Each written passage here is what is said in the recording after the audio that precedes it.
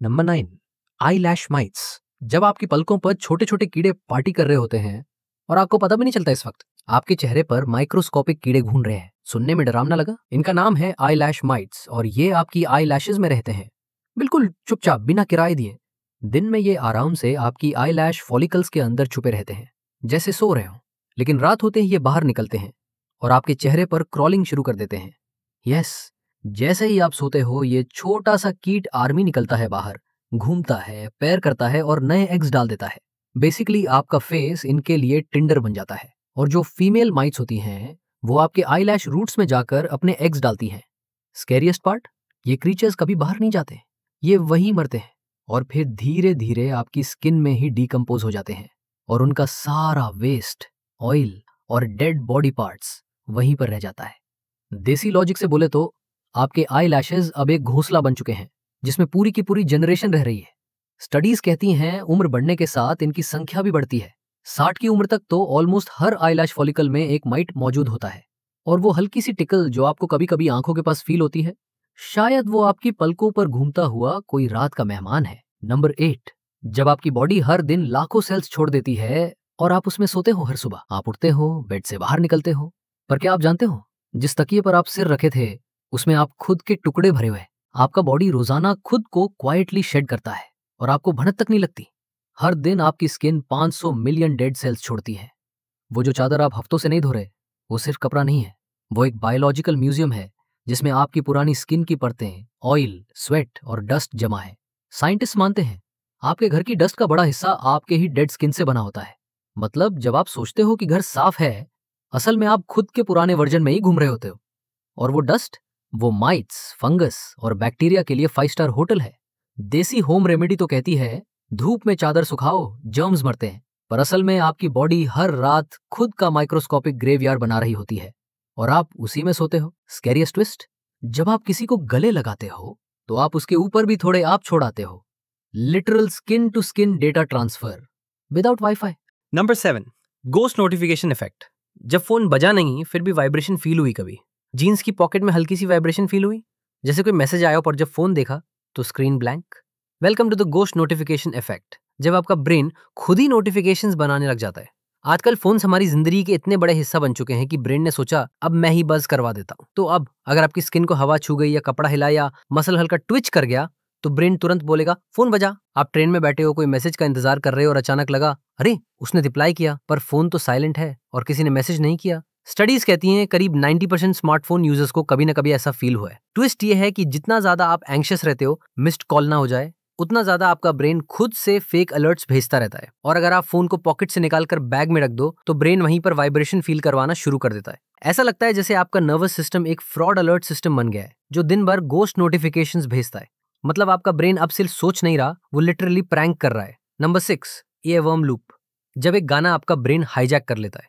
कभी हुआ है आप कुछ सोच नहीं पा रहे, कॉन्सेंट्रेट नहीं कर पा रहे क्योंकि एक रैंडम गाना बार बार दिमाग में बज रहा है, लहला मैं लैला या वो old TV jingle, washing powder Nirma. Welcome to the curse of the earworm loop, जब आपका ब्रेन एक ट्रैक पर अटक जाता है और खुद ही रिपीट प्ले करता है इनवॉलंटरली।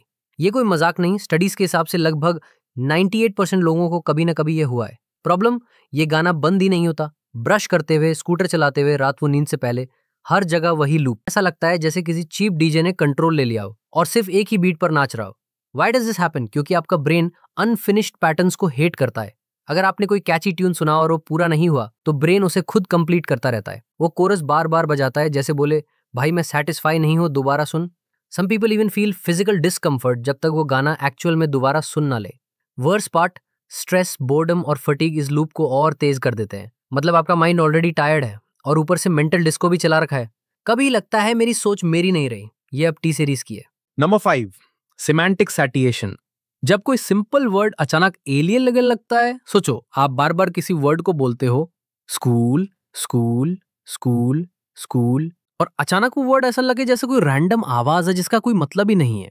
वेलकम टू सिमेंटिक सैटिएशन, वो ब्रेन बग जहां किसी भी वर्ड को बार बार सुनने से उसका मीनिंग गायब हो जाता है।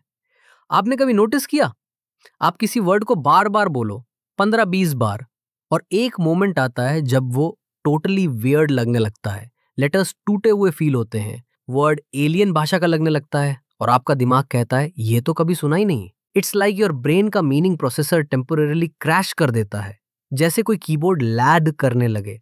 साइंटिस्ट मानते हैं कि रिपीटेड एक्सपोजर से ब्रेन के न्यूरॉन्स टायर्ड हो जाते हैं और वो उस वर्ड को म्यूट कर देते हैं। मतलब सोचिए, अगर आप बार बार मम्मी बोले और कुछ सेकंड बाद वो वर्ड कंप्लीटली अनफेमिलियर फील हो, इट फील स्कैरी बिकॉज ये वर्ड अभी तक आइडेंटिटी का हिस्सा था और अब सडनली नॉनसेंस बन गया। बोर्ड एग्जाम्स के टाइम जब आप फोटोसिंथेसिस या कॉन्स्टिट्यूशन को रखते हो और एक पॉइंट के बाद लगता है ये सब मेड अप वर्ड्स हैं, सेम ग्लिच बॉस। आपका ब्रेन लिटरल लैंग्वेज को रिजेक्ट करना स्टार्ट कर देता है, जैसे बोले भाई अब और नहीं। Number 4, muscle memory. जब आपकी बॉडी पुरानी हरकतें चुपचाप याद रखती है और सही वक्त पर दोहरा देती है। कभी ऐसा हुआ कीबोर्ड पर अचानक पुराना पासवर्ड टाइप कर दिया या बाइक उठाते ही हाथ अपने आप क्लच पकड़ ले? यू डिडंट थिंक, आपका बॉडी खुद चलने लगा। That's called muscle memory. लेकिन असली डरावनी बात यह है, आपकी बॉडी वो चीजें भी याद रखती है जो आपने भूलने की कोशिश की थी। स्टडीज कहती हैं जब आप कोई एक्शन बार बार करते हो, जैसे टाइंग शू लेसेस या स्किपिंग रोप, आपकी बॉडी उसे बिना सोच के रिपीट करने लगती है। लेकिन ट्विस्ट, अगर आपने कोई टॉक्सिक हैबिट बार बार की है, लाइक नेल बाइटिंग या स्ट्रेस में नकल क्रैक करना, तो बॉडी उसे भी स्टोर कर लेती है। जैसे ही वही इमोशनल ट्रिगर आता है, हाथ खुद ब खुद वही हरकत कर बैठते हैं। मतलब अगर बचपन में आप डर के मारे उंगली मुंह में डालते थे, तो आज भी स्ट्रेस आते ही हाथ वहीं जाने लगते हैं और आपको पता भी नहीं चलता। कई लोग कहते हैं जब मैं उस पुराने घर में गया, मेरी बॉडी अपने आप सीढ़ियां गिनने लगी। बॉडी को डायरेक्शन, टाइमिंग, इवन स्मेल्स तक याद रहते हैं, पर आपके दिमाग को भूल भी जाए, बॉडी नहीं भूलती। कभी कभी तो लगता है आप अपनी बॉडी के मालिक नहीं, वो आपकी पुरानी मेमोरी की मशीन है, एक बायोलॉजिकल रोबोट जो पुरानी प्रोग्रामिंग पर अब भी चल रहा है। Number 3, mirror touch synaesthesia. जब दूसरे का दर्द आपको फिजिकल फील होने लगता है। कभी किसी को चोट लगते देखा और आपको भी हल्का दर्द फील हुआ, लाइक किसी ने अपना पैर मोड़ा और आपके एंकल में भी हल्की सी टीस उठी, तो कंग्रेचुलेशंस, आप एक सुपर पावर वाले ग्लिच से ब्लेस्ड हो, मिरर टच सिनेस्थेजिया। इस कंडीशन में जब आप किसी और को टच होते देखते हो, आपका ब्रेन ऐसा सिग्नल भेजता है कि मानो वो टच आपको हुआ हो। मतलब कोई और को स्लैप पड़ा और आपके गाल में बर्निंग फील हो गई। कई लोग कहते हैं कि जब वो किसी को रोते हुए देखते हैं, उन्हें लिटरल चेस्ट पेन या स्टमक सिंकिंग सेंसेशन होता है। ये सिर्फ सिंपैथी नहीं है, ये एक्चुअल ब्रेन मैपिंग है। आपका सेंसरी सिस्टम दूसरे इंसान के पेन को सिमुलेट कर देता है। कभी कभी इतना इंटेंस होता है कि लोग हॉस्पिटल सीन्स या वायलेंट वीडियोस नहीं देख सकते, क्योंकि उन्हें खुद दर्द फील होने लगता है। ये एम्पैथी का नेक्स्ट लेवल है, जहां आपकी बॉडी कहती है तेरे जज्बात मेरे नर्व से गुजर रहे हैं भाई। स्कैरी ट्विस्ट, कुछ लोगों के लिए ये अनकंट्रोलेबल हो जाता है। स्ट्रेंजर्स का भी पेन अब्जॉर्ब होने लगता है। जब आप मेट्रो में बैठे हो और किसी अननोन का सिर दुख रहा हो, तो आपका सिर भी हैवी फील करने लगता है। ये सुपर पावर लगता है, पर जब हर दर्द आपका बन जाए तो जिंदगी बहुत एग्जॉस्टिंग हो जाती है। Number 2, sleep junk glitch. जब आपको लगता है आप गिर गए, पर असल में आप बस सो रहे थे। कभी ऐसा महसूस हुआ कि आप आराम से बेड पर लेटे थे और अचानक ऐसा लगा जैसे किसी ने हवा में उछाल दिया हो और आप एकदम से झटके में उठ गए? Welcome to sleep junk glitch. जब आपकी बॉडी को नींद चाहिए, लेकिन आपका ब्रेन पैनिक करने लग जाता है। जैसे ही आप नींद की तरफ बढ़ते हो, आपकी मसल्स धीरे धीरे रिलैक्स करने लगती हैं, पर आपका ब्रेन सोचता है ये तो गिर रहा है, और बिना कोई वार्निंग दिए वो एक इमरजेंसी झटका भेज देता है, जैसे किसी ने पैनिक बटन दबा दिया हो। कुछ लोगों को लगता है कि वो आसमान से गिर रहे थे, कुछ को लगता है किसी ने जोर से धक्का दिया, और किसी को तो तेज आवाज तक सुनाई देती है, जैसे कोई अचानक ब्लास्ट हुआ हो। साइंस मानता है कि ये ग्लिच हमारे एंसेस्टर्स से आया है, जब लोग पेड़ों पर सोते थे। जैसे ही उनका शरीर थोड़ा सा ढीला होता, ब्रेन उनको बचाने के लिए जोर से ट्विच करवाता था ताकि वो गिर ना जाए। अब पेड़ नहीं है, लेकिन बॉडी का एंशिएंट कोड आज भी वैसा ही रन हो रहा है। और अगर आप थके हुए हो या स्ट्रेस में हो, तो ये ट्विच और भी ज्यादा फ्रीक्वेंट हो सकता है। मतलब जब आप पीसफुली सोने की कोशिश कर रहे हो, तो आपका ब्रेन अपने डरावने इमेजिनेशन की फिल्म चला देता है और आप उसकी पहली ऑडियंस बन जाते। Number 1, the last image. जब आपकी आंख मरने से ठीक पहले आखिरी फोटो क्लिक कर लेती। साइंटिस्ट ने प्रूव किया है कि मरने से कुछ सेकंड पहले आपकी आंखें जो देख रही होती हैं, वो सीन आपकी रेटिना पर लिटरली बर्न हो जाता है। इस कॉन्सेप्ट को कहते हैं ऑप्रोग्राम। ओल्ड टाइम एक्सपेरिमेंट्स में रिसर्चर्स ने मरे हुए इंसानों की आंखें निकालकर उनके रेटिना से लास्ट सीन इमेज एक्सट्रैक्ट करने की कोशिश की थी, जैसे आंखों ने अपनी आखिरी सेल्फी खुद ले ली हो। वन क्रीपी केस में एक मर्डर्ड आदमी की आंख से किलर का ब्लरी सिल्हूएट दिखने का दावा किया गया था।